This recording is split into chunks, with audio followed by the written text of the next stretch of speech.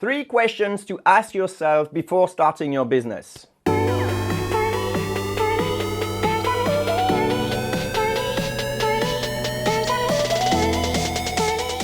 this video, I'm going to walk you through 3 powerful questions that anyone willing to start a business should answer for themselves first. By the end of this video, you'll have a very good view on what's important at this stage of your journey. If you're new here, I'm Jeremy Chatelain, founder of a SaaS business called Quickmail, which you can check out at quickmail.io. I produced every week videos about business to help you be more successful as an entrepreneur. So if you want to start your business with sound advice, consider subscribing. It's free and you can always change your mind. All right, back to the questions. Number 1, the first question to ask yourself is, why do you want to start a business? I know that may sound obvious, but very often starting a business is seen as a single daring event, like jumping from a plane, sending a tweet, or flipping a switch, as opposed to a very long story slowly unfolding. In my case, that switch took about 8 months to be flipped as I slowly changed my mindset. You may be faster, but from what I've seen, 6 months is the bare minimum because those mindset changes aren't quick to internalize. So if your why is not strong enough, you'll be back to the way things were within a month or 2 of starting your journey. It's important to have a strong why to support you through the ups and downs of starting a business. Here are some examples of very weak whys. I'm bored at work.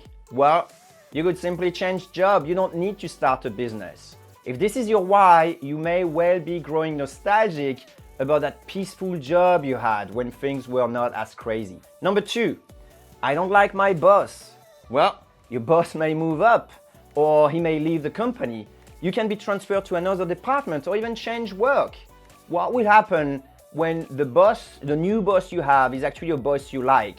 Well, your business will probably not survive. Number 3, I want the glory of being a founder. Well, in my experience, that won't cut the first wave of that will splash your face as a founder. You'll be like, man, I didn't sign up for that. Number 4, I'll be making money. Although money is okay in general, money is a mean to an end, so money for the sake of money is actually a very weak why.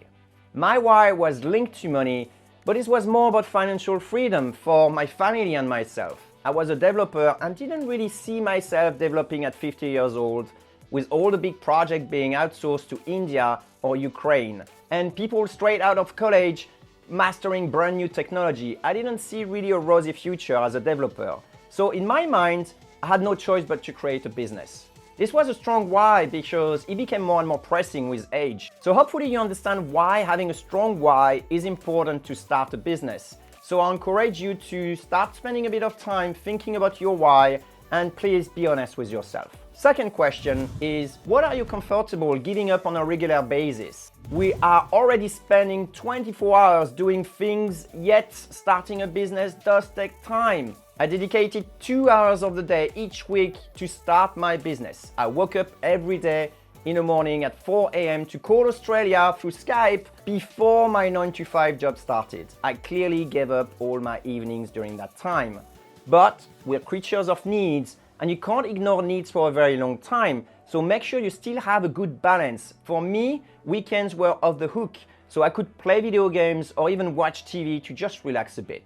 My business mentor used to tell me that people not making it just don't want it bad enough. If you want to start a business but you still find yourself watching TV, your actions aren't aligned with your desire to be in a different state. Have a routine that satisfies all your needs, including the need to start a business. If your why is strong enough, you'll stick to it. Number 3, the final questions to ask yourself is, how can you minimize guessing? For many people, starting a business is often confused with taking massive risk, yet starting mine was actually pretty low risk. For example, people craving the need to finally start a business give up their day job out of frustration and start working full-time on their unproven idea. That is risky, and it doesn't stand a great chance of success. Things move very slowly at the beginning of a venture. Without initial clients, you'll be using your savings, and it's not uncommon for me to see people back in the same situation as they were before with just a new job and no savings. I understand the need to give it a go, but this is a very risky way for a first-time entrepreneur.